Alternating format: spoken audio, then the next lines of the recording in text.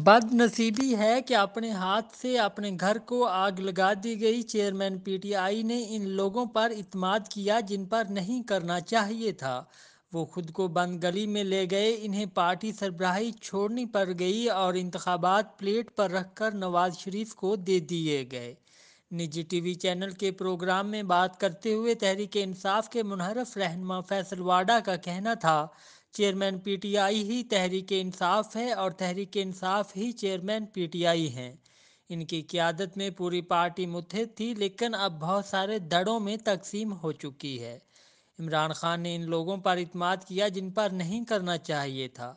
फैसल वाडा ने कहा कि इस्तेहकाम पाकिस्तान और परवेज़ खटक की पार्टी के बाद पीटीआई के मज़ीद टुकड़े होंगे। वकला के अंदर 5 ग्रुप हैं, फिर बेगम साहबा हैं, फिर बहनें हैं, फिर वर्कर्स हैं, फिर जो सियासतदान हैं। फैसल वाडा ने यह भी कहा कि इलेक्शन में पीटीआई के बाद बल्ले का निशान नहीं होगा।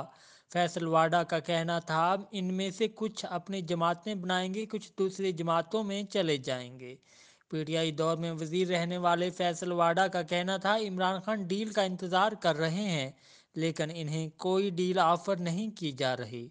साबिक वफाकी वजीर ने कहा कि चेयरमैन पीटीआई वो सबक भूल गए हैं जो हमें सिखाया था। वो कहते थे कि अपने फैसले पर खड़े रहो। तारीखी फैसलों से मुल्क तारीकी में डूब रहा है।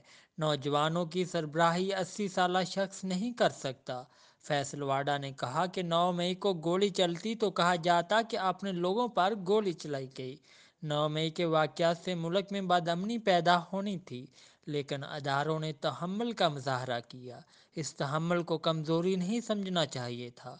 कुछ लोग प्रेस कॉन्फ्रेंस करके भी आज़ाद नहीं हो सकते। अगर आपको हमारी ये वीडियो पसंद आए तो चैनल को सब्सक्राइब ज़रूर करें और घंटी के बटन को दबाना ना भूलें, ताकि आपको आने वाली हर वीडियो से बाखबर रखा जा सके।